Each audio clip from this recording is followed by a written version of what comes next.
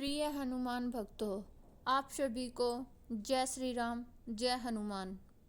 हम आज एक ऐसे महत्वपूर्ण उपाय पर बात करने जा रहे हैं जो संभवतः आपकी कई परेशानियों, विशेषकर शत्रु से संबंधित समस्याओं को जड़ से समाप्त कर सकता है। यदि आप ऐसा अनुभव कर रहे हो कि कोई व्यक्ति आपकी प्रगति में अड़चन डाल रहा है या आपको लगता है कि आपके आसपास कई लोग ईर्ष्या के भाव से आपके विरुद्ध षड्यंत्र रच रहे हैं, तो ये वीडियो और ये जानकारी आपके लिए बहुत ही उपयोगी रहेगी।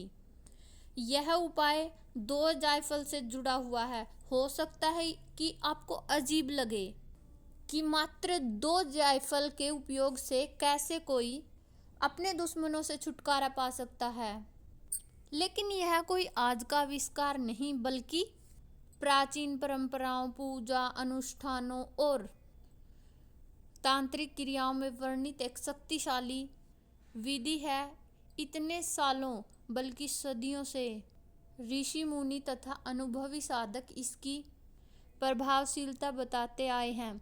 इस उपाय की सबसे बड़ी विशेषता यह है कि आपको इसे मंगलवार के दिन करना है। वह भी शाम के वक्त लगभग 5 बजे से 7 बजे के मध्य है। इस समय को संकट मोचन हनुमान जी एवं भैरव बाबा की कृपा प्राप्त करने के लिए बहुत शुभ माना गया है।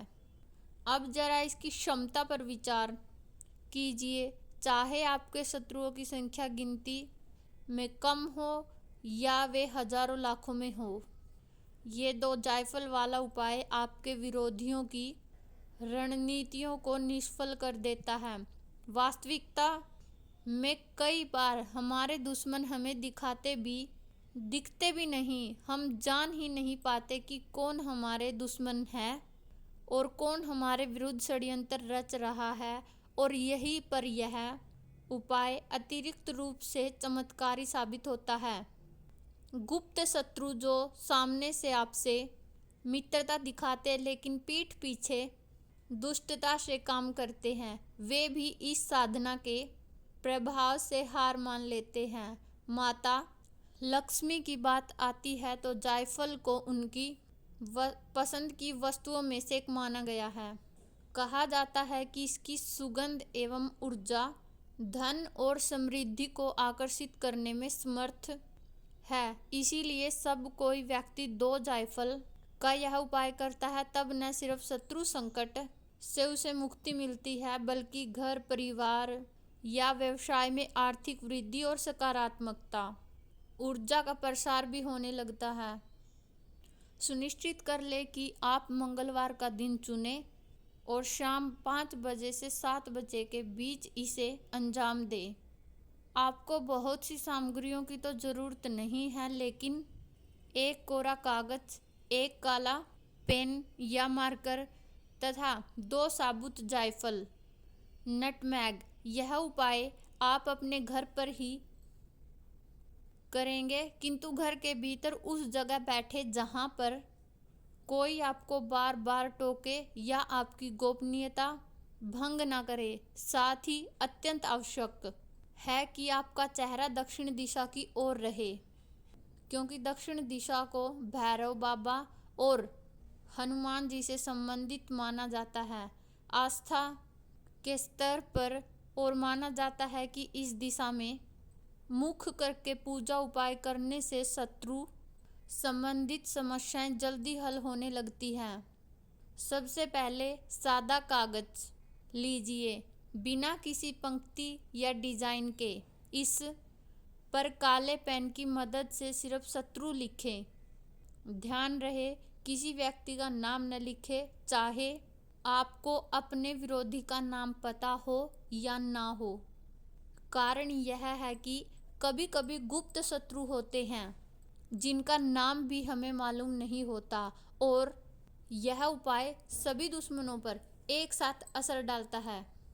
अब उसी शत्रु शब्द को एक गोल घेरे में बंद कर दें। यह एक तरह का प्रतीक है कि आपने उन्हें घेर लिया है। इसके बाद 2 साबुत जायफल लें, खंडित या टूटा हुआ जायफल ना लें।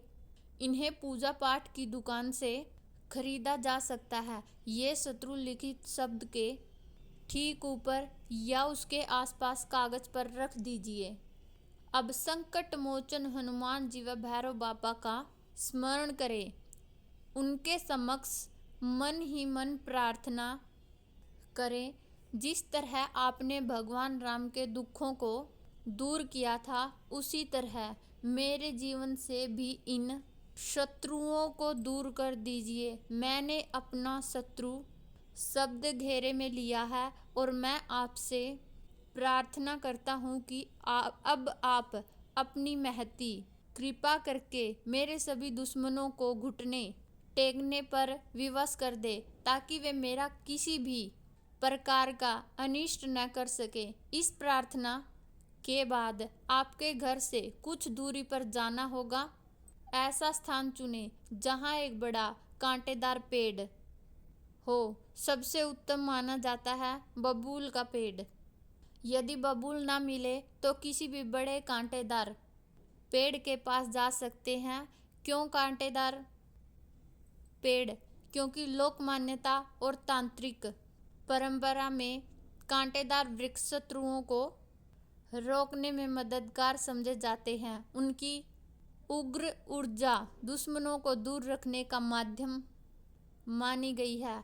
वहां पहुंचकर मिट्टी में एक छोटा सा गड्ढा बनाइए। आप घर से एक छोटी छड़ी या हथौड़ी या किसी भी चीज को साथ ले जा सकते हैं, ताकि गड्ढा खोदना आसान हो जाए आपके लिए।